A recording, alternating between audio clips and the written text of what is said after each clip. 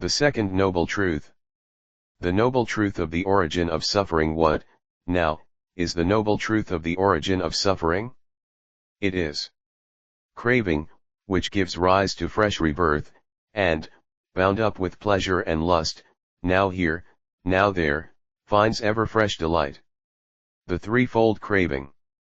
There is sensual craving, kama-tanha, craving for eternal existence, bhava-tanha, craving for self-annihilation, vibhava-tanha.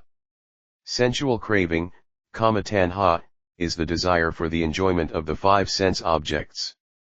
Craving for existence, bhava-tanha, is the desire for continued or eternal life, referring in particular to life in those higher worlds called fine material and immaterial existences, rupa, and arupa bhava.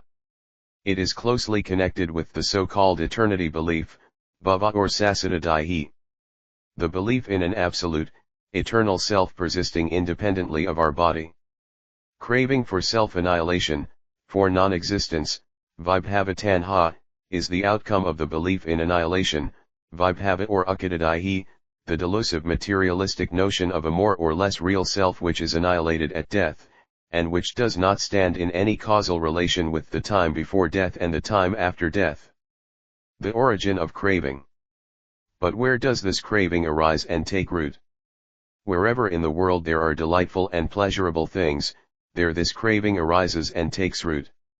Eye, ear, nose, tongue, body, and mind are delightful and pleasurable, there this craving arises and takes root. Visual objects, sounds, smells, tastes, bodily impressions, and mind objects are delightful and pleasurable, there this craving arises and takes root. Consciousness, sense impression, feeling born of sense impression, perception, will, craving, thinking, and reflecting are delightful and pleasurable, there this craving arises and takes root. This is called the noble truth of the origin of suffering. Dependent origination of all phenomena.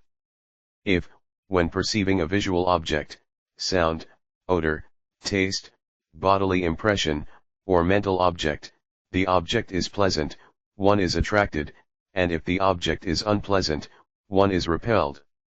Thus, whatever kind of feeling, vedana, one experiences pleasant, unpleasant, or indifferent, if one approves of and cherishes the feeling, and clings to it, then while doing so, lust springs up, but lust for feelings means clinging, upadana, and on clinging depends the present process of becoming.